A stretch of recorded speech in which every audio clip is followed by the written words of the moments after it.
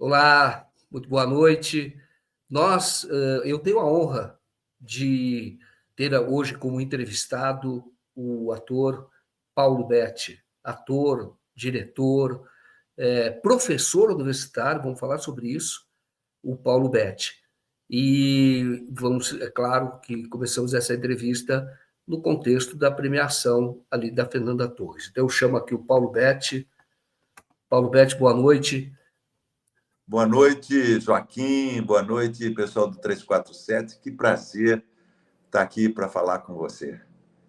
Não, uma alegria muito grande tê-lo aqui. Você que é seguramente um dos maiores artistas do Brasil, mas não só, né? Também é colunista, também é professor universitário. E eu quero começar, assim, considerando toda essa sua bagagem, mas principalmente como um colega de profissão. Como é que você viu a premiação? Qual foi o impacto que provocou em você? E você vê a premiação da Fernanda Torres como melhor atriz do Globo de Ouro. Eu me senti premiado junto, né? Eu senti que o prêmio também era meu. Imagina, todos nós brasileiros sentimos que fomos premiados. Que coisa rara, que coisa absolutamente excepcional, não é? Nessa área não é futebol, é atuação, não é? Que é o nosso departamento de atores, né? Eu lembro de ter trabalhado com Fernandinha, né? E eu tenho um carinho, um afeto imenso pela Fernandinha, e ela tem um humor fantástico, não é? E ela brincava comigo, estávamos fazendo, acho que era Luna Caliente, no Rio Grande do Sul, do Jorge Furtado, era uma série, e ela brincava, ela falava, eu estava querendo fazer uma interpretação muito contida, que foi o grande trunfo dela nessa interpretação magistral que ela faz de Eunice Paiva. Sabe, Joaquim, eu sou muito próximo desse tema.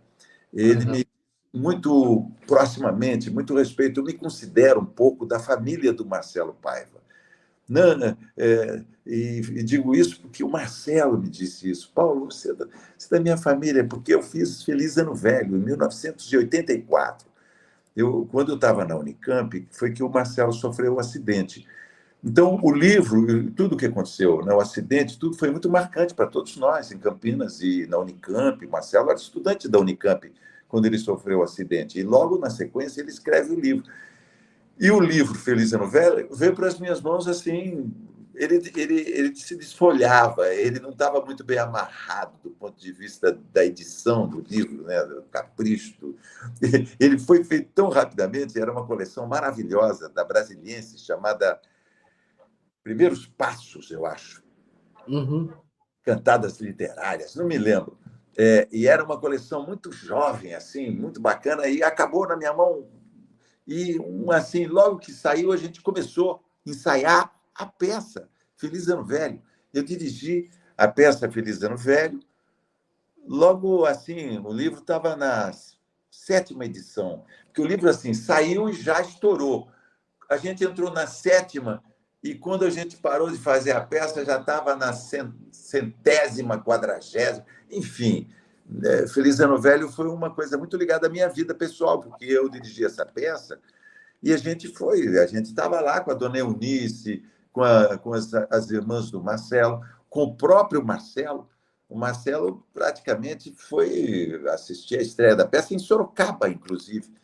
Marcelo não viu nada, ele foi em Sorocaba quando nós estreamos Feliz Ano Velho, com Marcos Frota no papel do Marcelo Paiva. Eu disse Paiva sendo feita pela Denise Del Vecchio, uma interpretação excepcional da Denise. Se imagine a Denise fazendo o papel da Eunice no teatro. O Adilson Barros fazia o papel do Rubens Paiva e Lília Cabral fazia a enfermeira, Cristiane Rando, Marcos Calói. Tinha uma trilha sonora incrível da Túnica com o Sérvulo Augusto, um cenário maravilhoso. Enfim, o texto foi escrito pelo Alcides Nogueira, que adaptou o livro do Marcelo, né? Então, eu tenho uma aproximação muito grande com esse tema e com tudo mais. Eu tinha lido o livro do Marcelo, tinha amado, e quando vi o filme, achei tão bom que ele existisse, né? Para tantos temas ali importantes, muito importantes sendo abordados de uma forma sensível e profunda, contando a história dessa mulher, né, da dona Eunice, na busca pelo marido, né, que sumiu durante a ditadura, que é tema mais apropriado, né, quando as pessoas estão achando que ditadura é fresco, né, e que o mundo inteiro, né, está com essa história dessa extrema-direita absolutamente absurda, né, que em todos os lugares, de repente o Brasil vem com a sétima arte, vem com o cinema dentro de uma tradição familiar, né? Porque Fernandinha Torres e Fernanda Montenegro são, né, quase que assim a própria história do teatro e do cinema brasileiro. A Fernandinha, com 20 anos, ganhou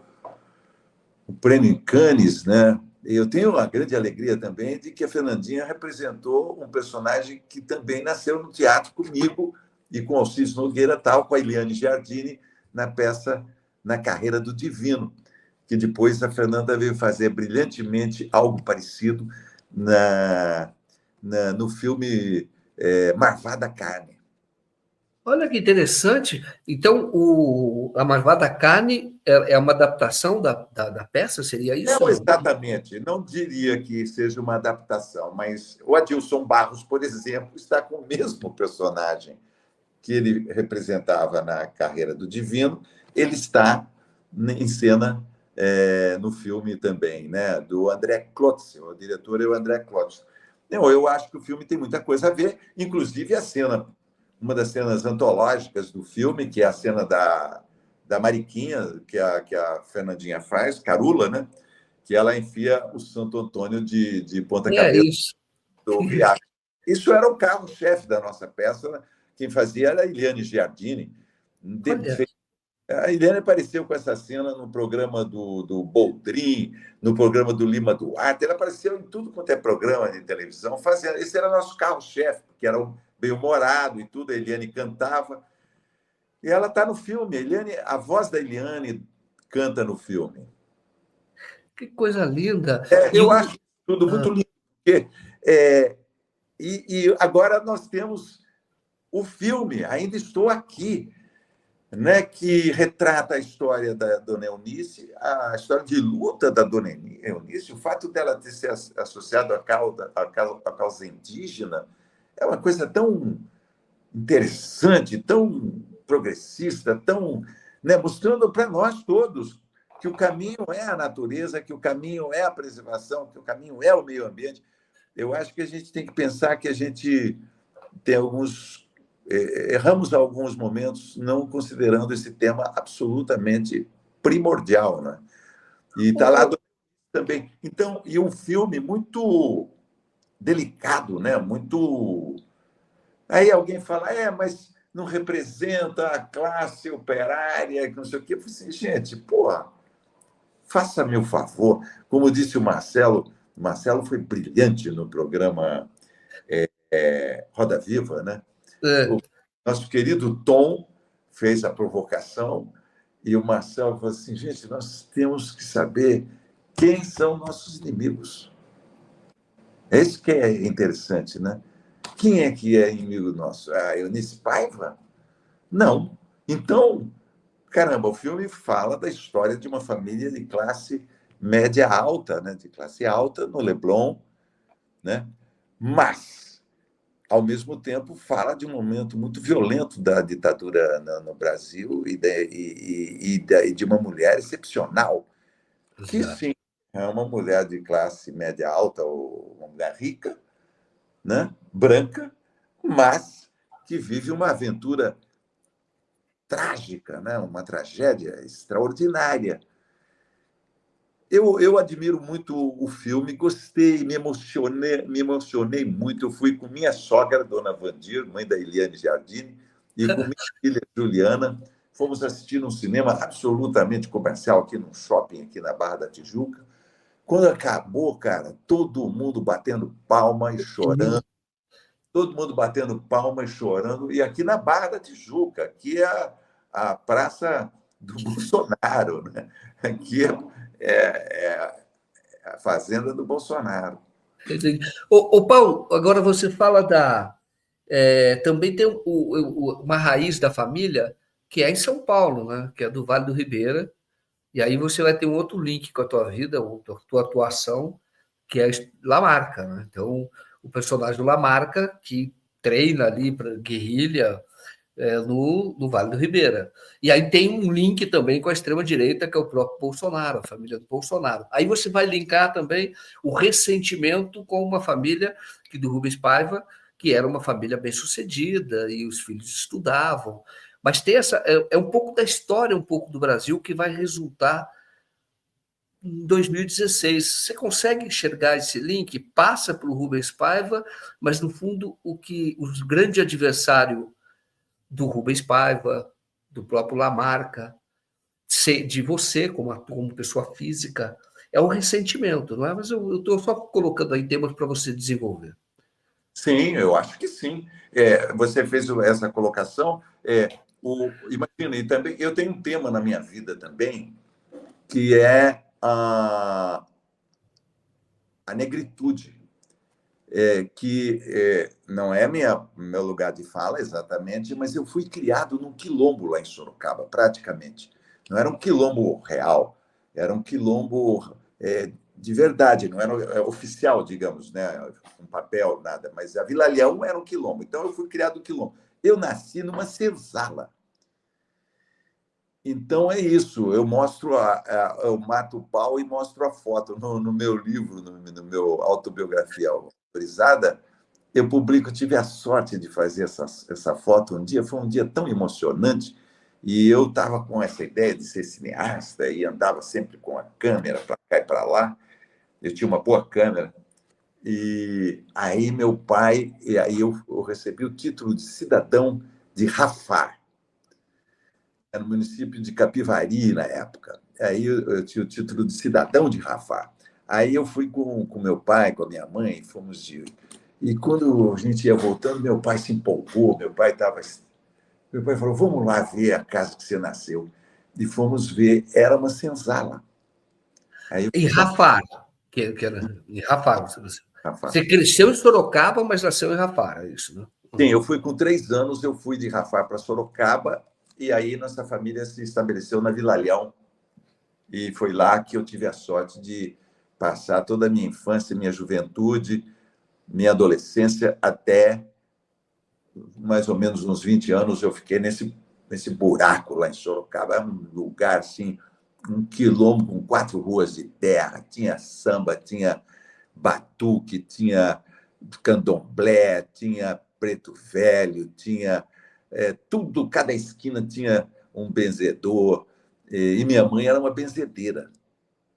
Era Minha uma mãe, benzedeira? minha Sorocaba tinha a tradição era forte, né, em Sorocaba.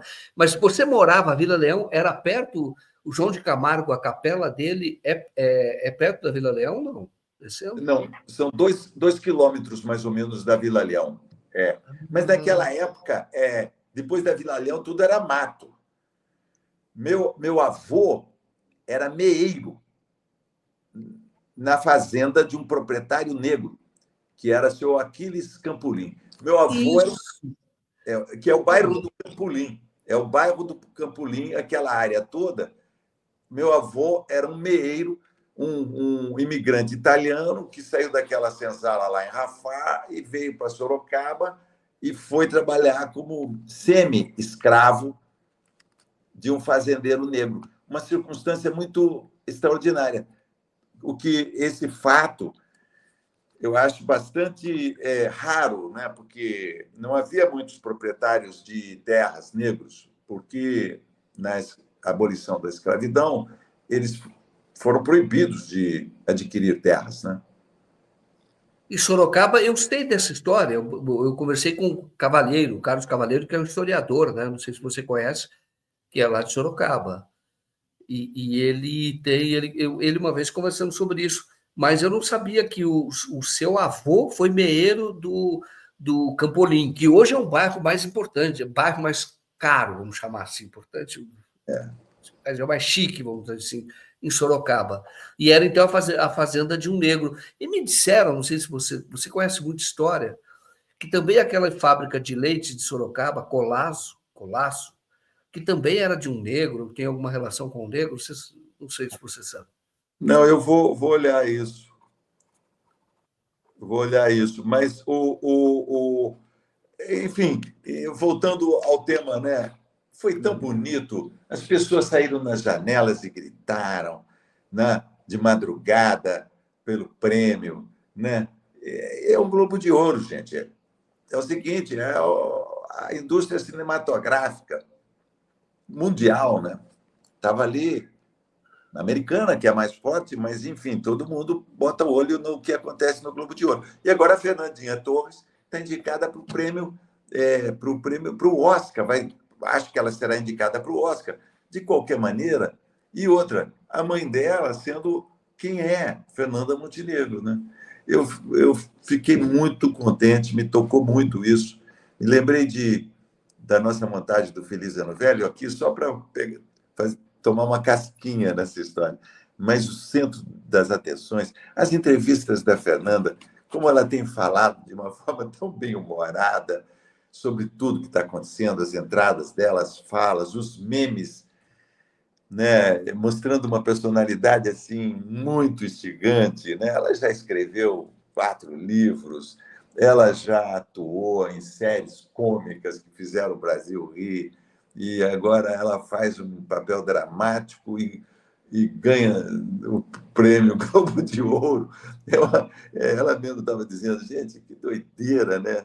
Como a vida é interessante. Aí ela criou aquela frase, né? A vida presta, né? A vida. Deixa eu perguntar para você, como é que você conheceu a Fernanda Torres e quando é, você encontra um ator, você já identifica nesse ator um grande potencial, não? Vamos chamar assim, porque quando você a conheceu, vocês fizeram inclusive não tinha um seriado que vocês fizeram que eram amigos, que eram 4 amigos, você, o Pedro Cardoso, não era isso? E, o, e ali vocês a conheceram. E quando você identificou, quando você conheceu, você lembra esse dado, quando você conheceu a Fernanda Torres, e se você já identificou ali que era uma grande atriz? Sem dúvida, né? Sem dúvida. Eu me lembro, agora você lembrou dessa série, eu acho que foi Comédia da Vida Privada, que nós fizemos. Então, evidentemente, com esse time, inclusive, a Fernanda sempre teve em projetos muito bacanas com Luiz Fernando Guimarães, com Pedro, com Jorge Furtado também. Nós fizemos uma série lá no Rio Grande do Sul, onde tive a oportunidade de conviver um pouco mais com a Fernanda e trocarmos ideias, né? Ela sempre teve muito carinho por mim, sempre foi muito brincalhona comigo, assim. Ela sempre gozou esse meu lado meio canastrão, assim, né? Ela sempre, Paulette, reage, como se eu estava naquele processo de ator, né? Nós atores todos meio doidos, né? Eu queria fazer zero interpretação, neutra total, né? A teoria da interpretação neutra, limpa, porque eu fazia um assassino, não é? Um cara estranho, e ela brincava muito comigo. Mas, enfim, eu conheço também e tenho a oportunidade de ser amigo, muito amigo, da secretária da Fernandinha Torres e da secretária da Fernanda Montenegro também, que é a Carmen Mello, que é uma pessoa que eu estou com ela desde que eu comecei no teatro, com a peça Na Carreira do Divino. A Carmen vendia sessões à tarde para estudantes. A nossa peça se sustentava muito com vendas para estudantes na Carreira do Divino. E a Carmen Então, a gente... Me sinto também um pouco aí por dentro dessa família aí da Fernandinha, ainda mais que Dona Fernandona também veio da Itália, ainda mais que Fernandinha fala italiano muito bem, enfim, essa nossa, esses italianos, então também tem essa coisa. Eu estava lendo a biografia da Fernanda Montenegro, porque é a mesma coisa da minha família, é igual, a mesma história, só que eles vieram para o Rio, né? Muito bom. Quando vão ser imigrantes também, vieram da Itália. Tem O, a Fernandona. perguntar para você a respeito desse filme, o que ele tem, também ele é inovador, ele muda um pouco, você entende que pode mudar a perspectiva para o cinema nacional? Não sei se é claro que ele é benéfico para o cinema, porque leva espectadores para a sala de cinema. Ponto.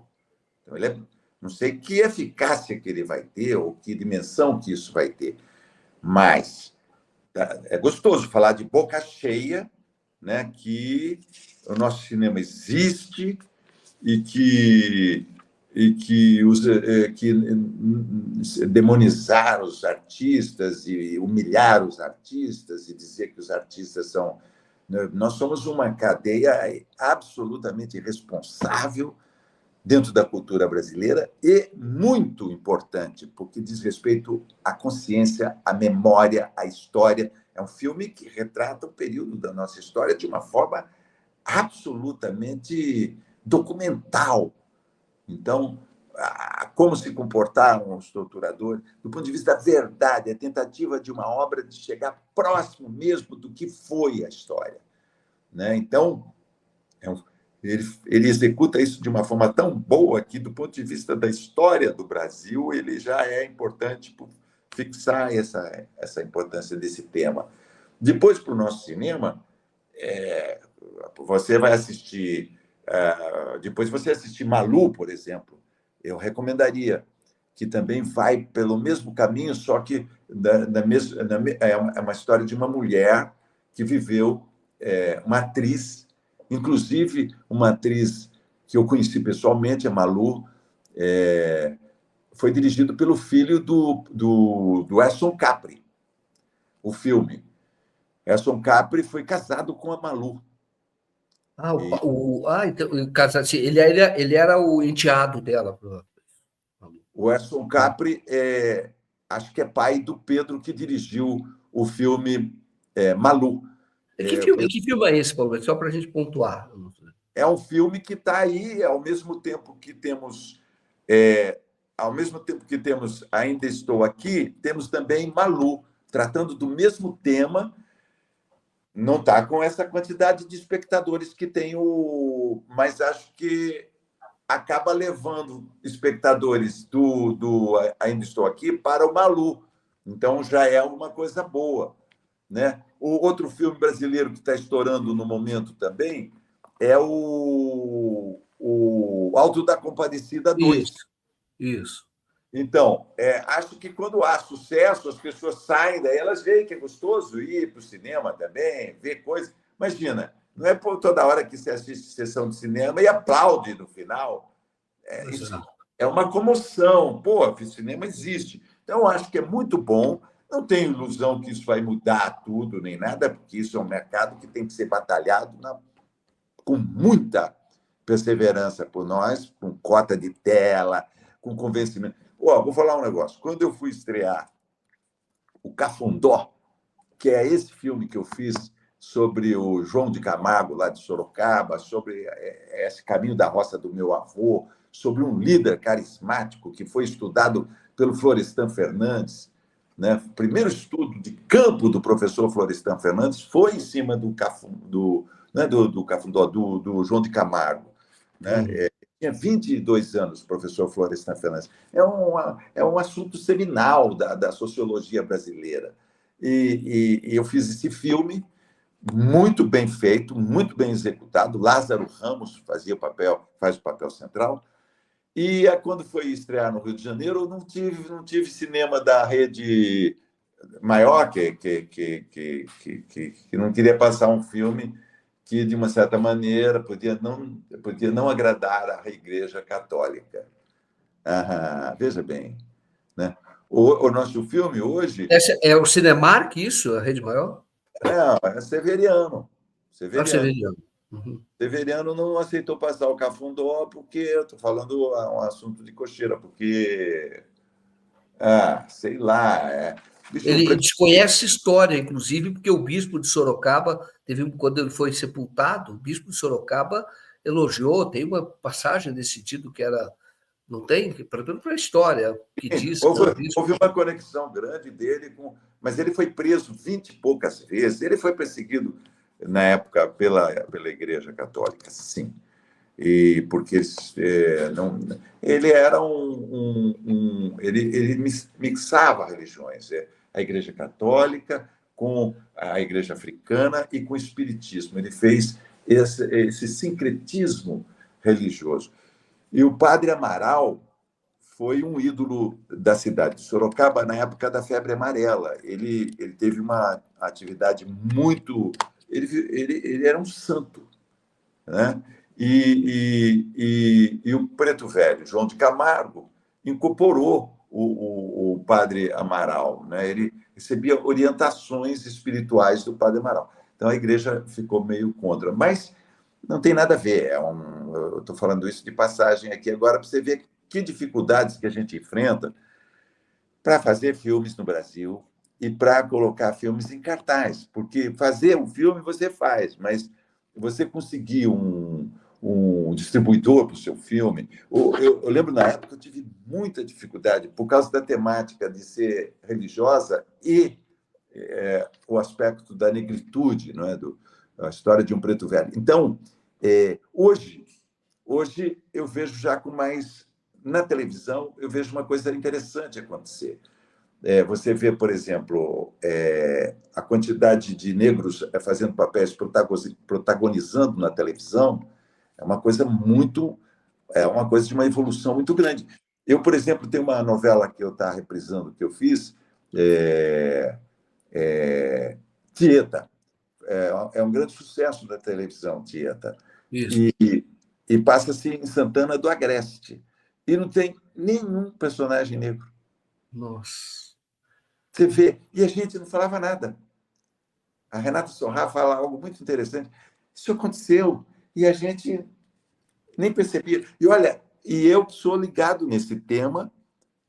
Nunca acho que no Timóteo me ocorria muito na Tieta.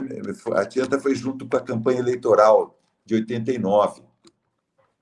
E nós atores da novela, éramos muito politizados. Nós tínhamos um elenco muito politizado.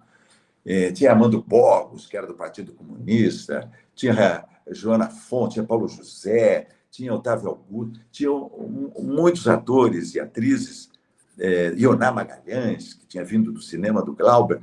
Éramos muito.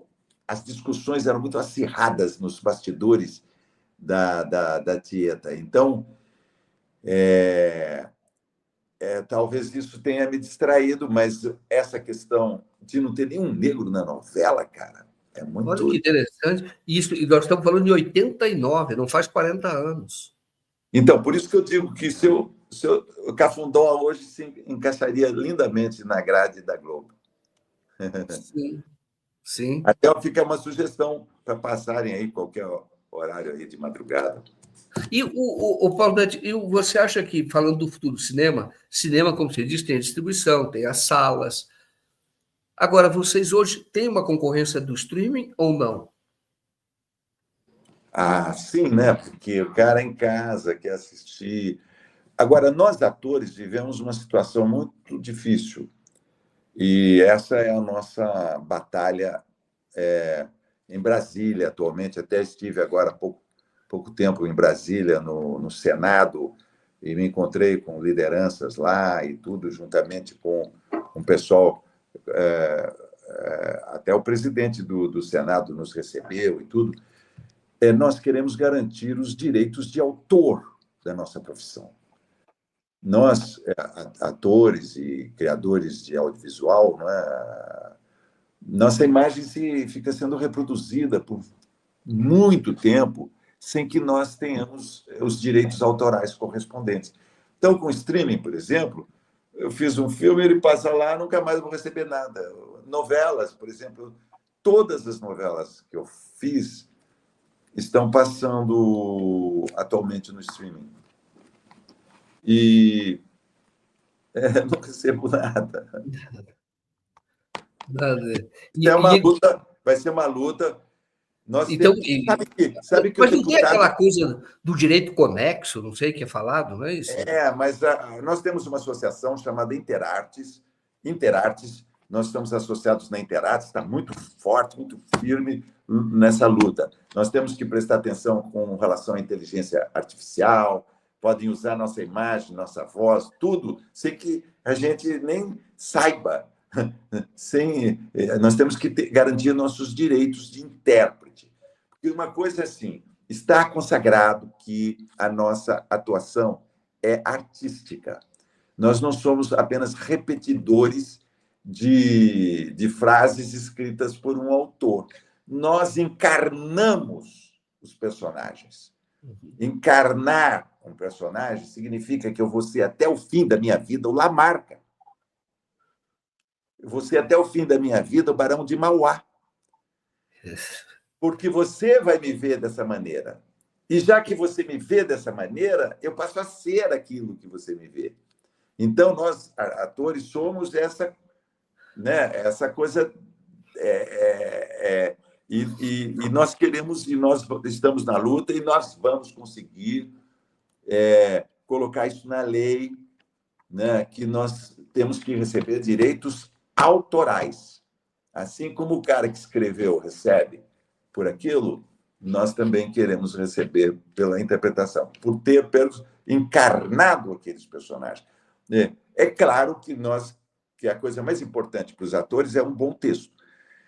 Se eu tiver um bom texto, já é meio caminho andado, né? Então, nós temos uma reverência, nós atores, pelos escritores, pelos autores.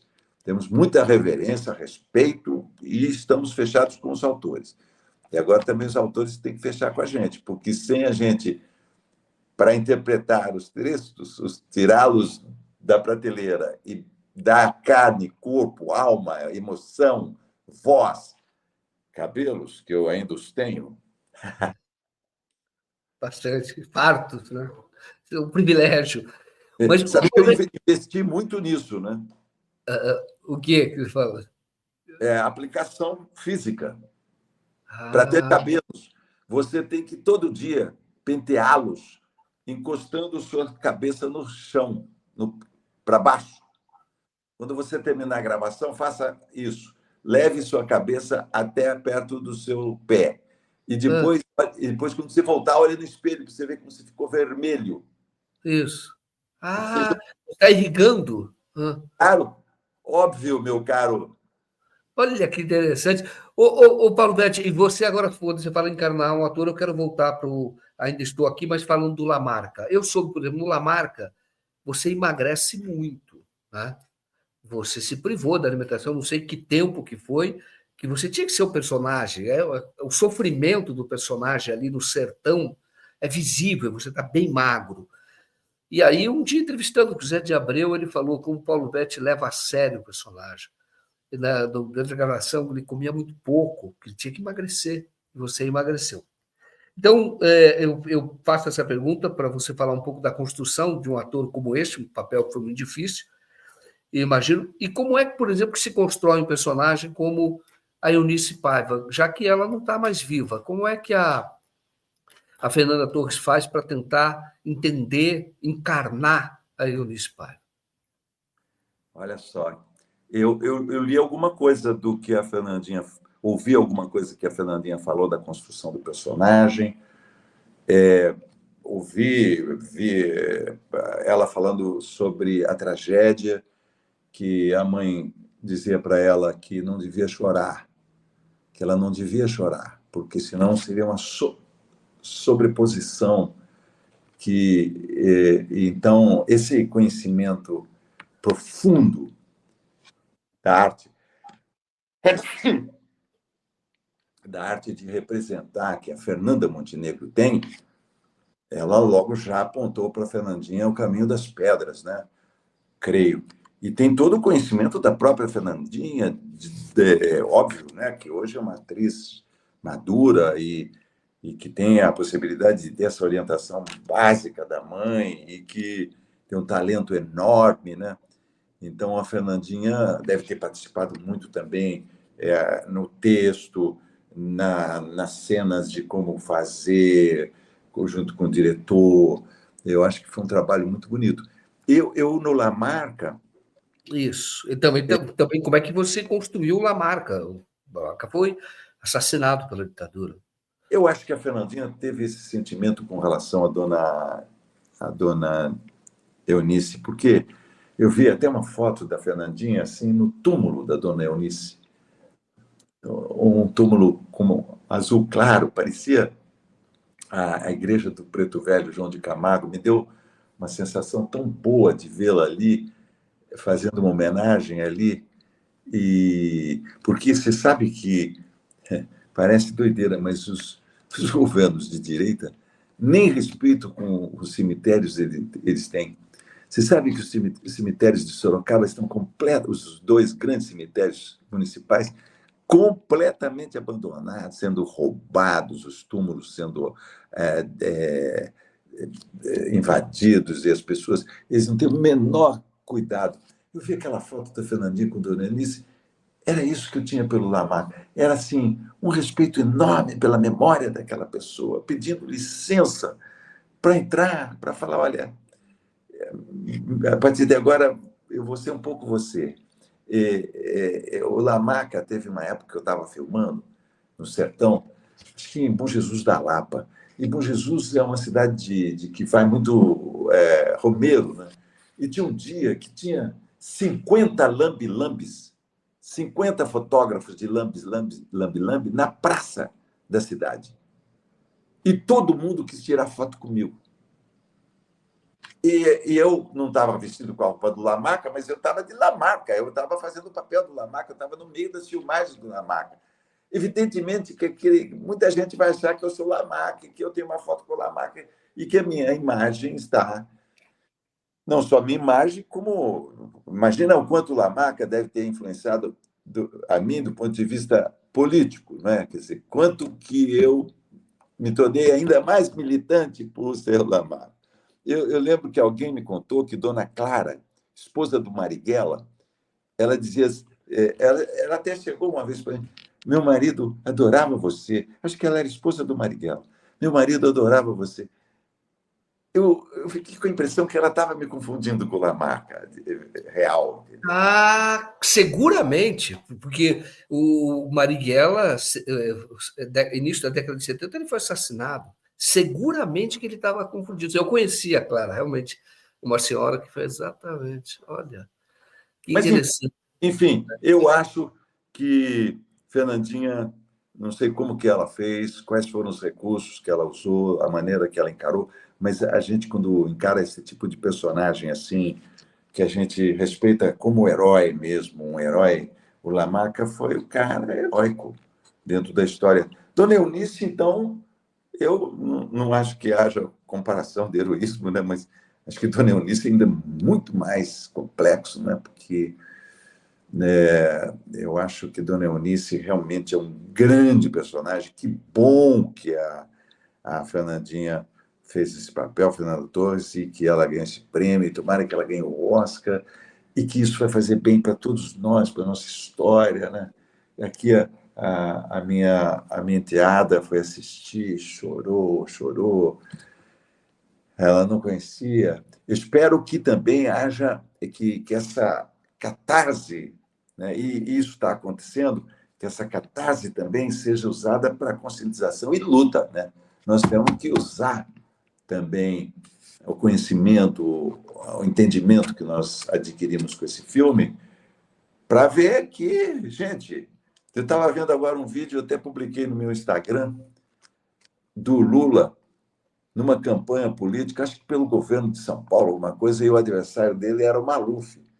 E o Maluf estava do lado e o Lula fazia um discurso veemente sobre descobrir o paradeiro do corpo de Rubens Paiva.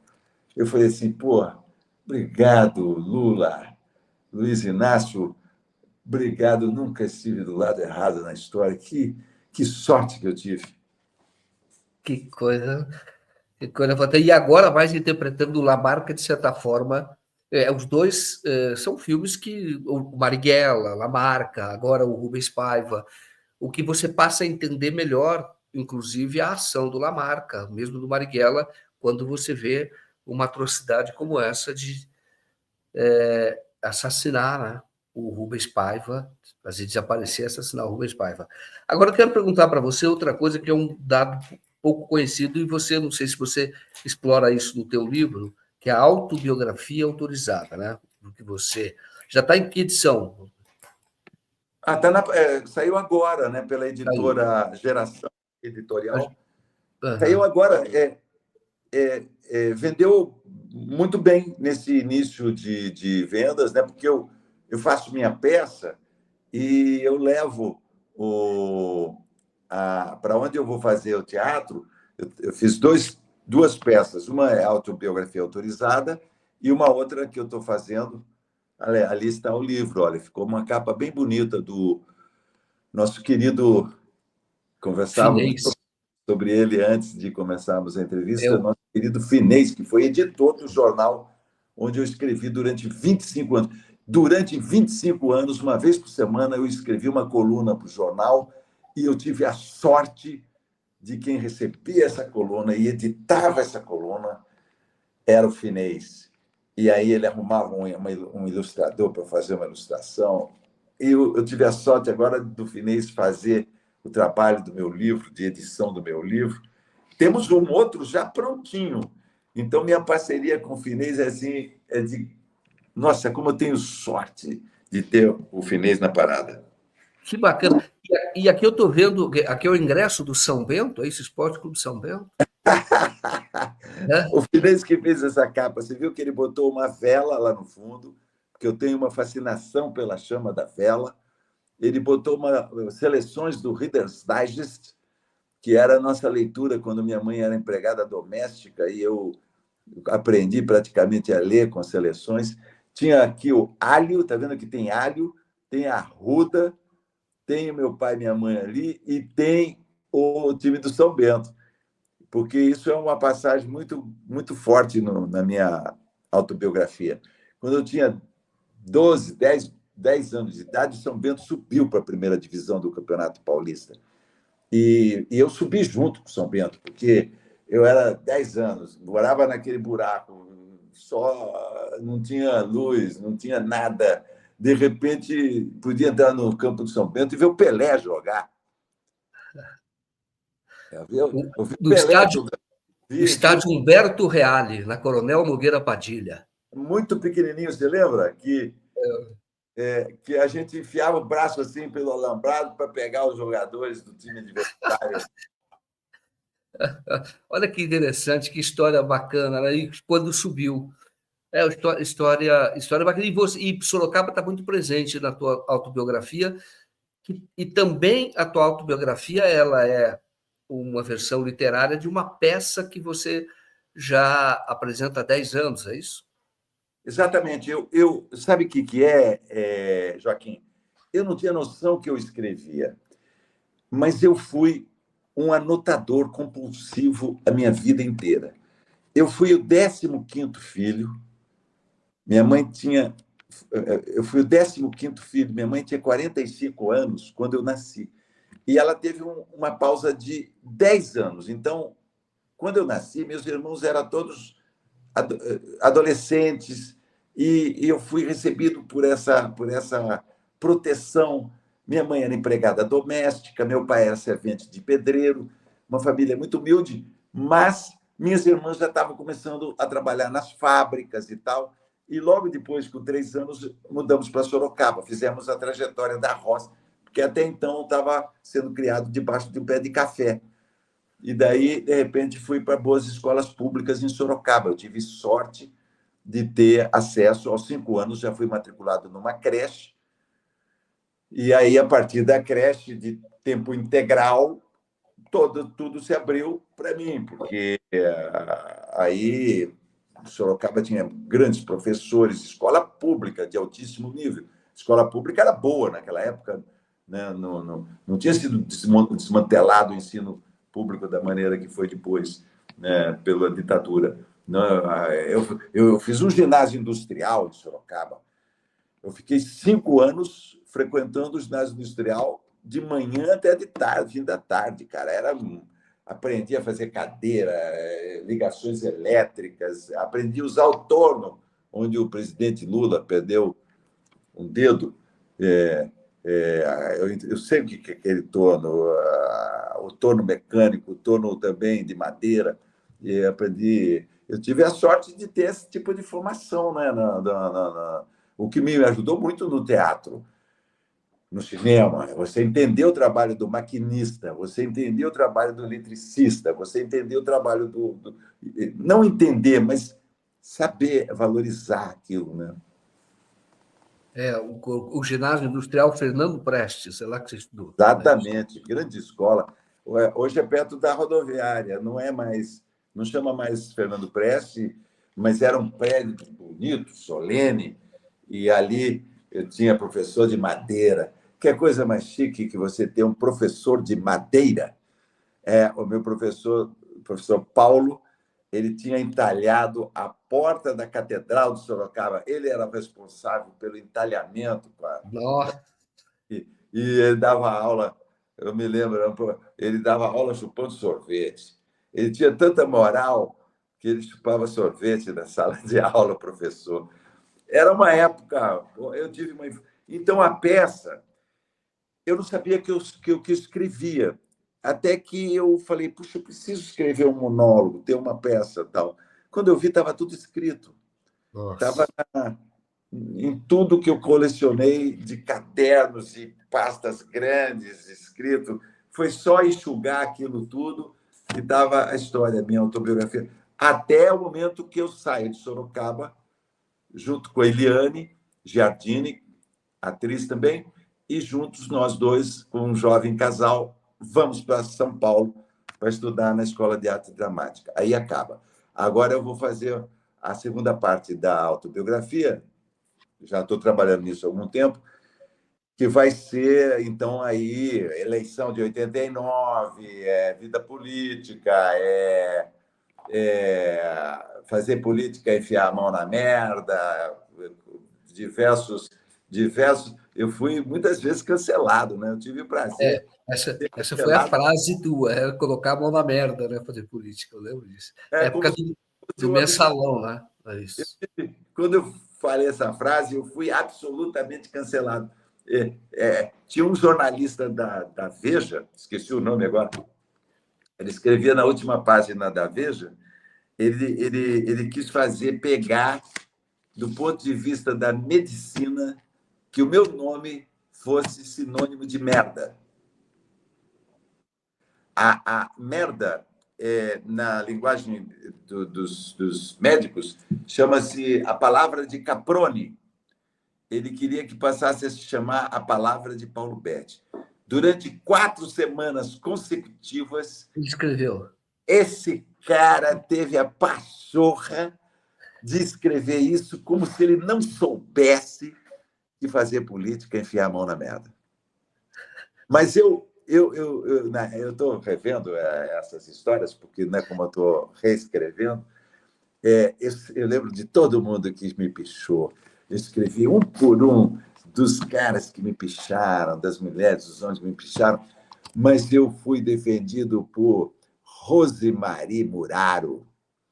Na Folha, escreveu um artigo dizendo que ela entendia muito bem o que eu tinha dito. Outro cara que me defendeu e veio a público falar foi Raduan Assar. Raduan Assar. Então, meus amigos, como dizia a Fernandinha outro dia, beijinho no ombro. Agora sai quando essa segunda parte? Acabou de lançar a primeira, né? Vou trabalhar um pouquinho essa primeira e tal, e depois vou botar o Finês para me ajudar, porque essa segunda, cara, é muito grande. A primeira eram 130 páginas, essa vai ser 700 páginas. Porque aí, Porque a primeira é vocês até os 18 anos de idade, 18, 19 anos de idade. Né? Depois tanta coisa aconteceu, daí tem coisas relacionadas com a carreira, todas as peças e filmes e séries e novelas e todas as situações políticas que nós vivemos. Eu tenho excelentes histórias de comícios e coisas assim que são muito interessantes. E eu, como sempre fui esse anotador compulsivo, eu sempre fui tomando nota de tudo, né? O Paulo, agora você toma nota de tudo porque você gosta de pesquisar, gosta de estudar. Algum dado pouco conhecido e que deve estar aí nessa continuação da tua autobiografia é que você tem uma vida acadêmica. Você falou no início que fez uma peça de teatro na Unicamp. Na verdade, você foi professor da Unicamp, criou o curso de teatro lá, e porque você tem uma carreira acadêmica. Você foi aluno da Fundação Fulbright, né, dos Estados Unidos. Eu queria que falasse um pouco sobre essa, essa parte da tua biografia. Logo que eu me formei na Escola de Arte Dramática em São Paulo, isso em 75, a Escola de Arte Dramática de São Paulo é um curso técnico dentro do campus universitário da USP, mas é nível técnico. Aliás, eu acho excelente que ela seja de nível técnico. Para mim foi excelente, porque o cara já pode sair logo do ginásio e ir logo eu estava no segundo ano do clássico, então eu já podia ter saído do ginásio industrial e ido direto para a escola de arte dramática. Talvez eu não fosse tão maduro o suficiente, mas eu gosto da ideia do curso noturno, para poder o cara trabalhar durante o dia, torna a história mais democrática. Eu usufruí da escola de arte dramática dessa maneira. Logo depois que eu me formei, já comecei a dar aula de teatro. Eu fui para o Instituto Iali Pérez, em São Paulo, uma escola judaica que tem em São Paulo. Fui levado para lá para dar aulas. E tive a sorte pelo senhor Jacob Ginsburg, grande intelectual ligado ao meio teatral, e sua esposa. E eu fui para lá dar aulas. E logo depois, o Celso Nunes, que foi o cara que, junto com Rogério César Cerqueira Leite, recém-falecido, grande nome da Unicamp, nos levaram para montar e fazer as emendas e estruturar o curso de teatro da Universidade de Campinas. E eu fiquei 7 anos lá. Assim que eu fiz o La Marca, eu ganhei uma bolsa de estudos da Fulbright, que era muito importante, era Distinguished Artist Fellowship, quer dizer, eu fui escolhido para ir lá e fazer o que eu quisesse lá em Nova York, na New York University. Daí eu estudei com um professor americano chamado George Stone, infelizmente já faleceu, mas morreu com 94 anos. Tive a sorte de conhecer, sabe aquele cara, o amigo americano comunista, o George Stone. Ele criou a TV pública dos Estados Unidos, que foi exemplo para a nossa, através foi ministro do Fernando Henrique, esqueci o nome agora, Sérgio Mota. Sérgio Mota teve a sabedoria de pegar muito do que foi a criação da TV pública, da lei lá que o George Stone conseguiu. Então, eu tive esse lado também curricular. Foi muito bom. Tive a oportunidade de ser colega do Joaquim Barbosa, nosso ministro, ex-ministro. Sou colega de Humberto Eco, de John Updike, de Aaron Copland, e tive a sorte de estudar com gente muito fera. Bom, só Humberto Eco e John Updike já tá no meu currículo, né? Nossa! E tive a sorte, e eu estou tendo a oportunidade de falar isso aqui agora, porque você que me instigou a falar, mas na época que eu tive isso, e eu recebi o prospecto da Fulbright, 50 anos de Fulbright, abria assim com o meu nome, actor, Brazilian actor, Paulo Betti. E depois vinha assim, Humberto Eco, escritor, Italian writer. Depois tinha assim, John Updike, American Writer. E eu falei assim, gente, depois tinha empresários, depois tinha presidentes da República, Nobel Prize, tinha uns 50 Nobel, todos foram Fulbrighters. Aí eu falei assim, gente, estou feito com esse currículo, vou conseguir patrocínio para a Casa da Gávea, vai ser uma maravilha. Ninguém nem estava nem aí, nem sabia o que era aquilo. Não consegui nada de patrocínio. Que ótimo. Paulo, para encerrar, a sua peça está em cartaz onde? Essa é a sua autobiografia. Minha peça está itinerante. Itinerante. Brevemente estarei na região de Campinas, em Campinas, no SESI de Campinas. Eu estou sem a data aqui na minha frente, mas eu estarei em fevereiro no SESI Campinas. E vou estar também em Belém, em Natal. Então, por enquanto, tem essas praças aqui, agora em fevereiro, março. Campinas, Belém e Natal. Brasília tem alguma previsão? Porque agora o 247 está com o escritório em Brasília, eu estou aqui representando. Eu acabei de fazer Brasília. Recentemente, eu lancei esse livro em Brasília e também fiz duas apresentações em Brasília. Mas, realmente, eu gosto de ir para Brasília porque eu aproveito que eu faço minha peça para um público que gosta do meu trabalho. Eu tenho um público bem interessante em Brasília, pessoas que me acompanham e tal. Já fiz muitas temporadas em Brasília, desde o Teatro Nacional. A própria autobiografia autorizada esteve em Brasília quando Dilma era presidente. Eu me apresentei durante 15 dias no Teatro do Banco do Brasil. Foi incrível, tinha filas. Eu tenho muito carinho por Brasília. Então, e aí eu aproveito, ainda vou fazer política no Senado, a favor dos nossos reivindicações dos atores. Não, você tem razão. Eu estou descobrindo Brasília agora, por isso que eu digo, estou descobrindo uma vida cultural intensa em Brasília. Aí você começa a remeter para cantores como Herbert Viana, o Renato Russo, tem um Clube do Choro aqui, tem cantores assim fantásticos, diretores. Então, eu estou descobrindo agora. Tem uma escola de música fantástica aqui, tem uma escola de teatro aqui também, Dulcina.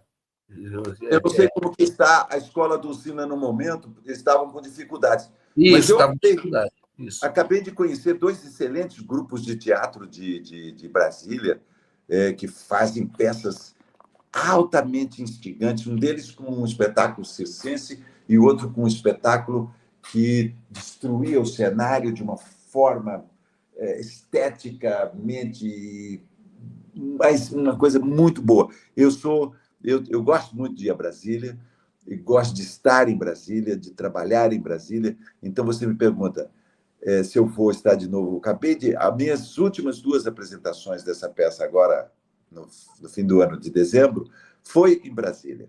Um público pessoas assim, eu recebo visitas das mais agradáveis, assim, de pessoas com quem eu militei a minha vida inteira, de repente aparece na minha plateia da minha peça. Enfim, sou muito feliz em Brasília. Que ótimo. Paulo, mais uma vez, obrigado a todos aqui pela audiência, mas volte mais vezes, Paulo, o público aqui sempre assim, reclama dele, o Paulo Betti. Falando, Paulo Betti, nós convidamos mais uma vez e você hoje generosamente nos atendeu. Muito obrigado. Viu? Obrigado você, Joaquim, boa sorte aí para vocês. Vamos juntos. Até mais.